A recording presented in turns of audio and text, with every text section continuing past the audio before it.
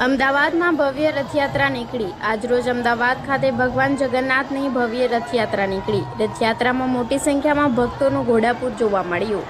ભગવાન આજે અમદાવાદના માર્ગો પર નીકળી ભક્તોને દર્શન આપે છે અને ભક્તો ભગવાનના દર્શન કરી ધન્યતા અનુભવે છે। આખું વાતાવરણ જય જગન્નાથના નાદથી ગુંજી ઉઠ્યું। Reporter Jesal Vaghela, Gujarat crime news, Ahmedabad.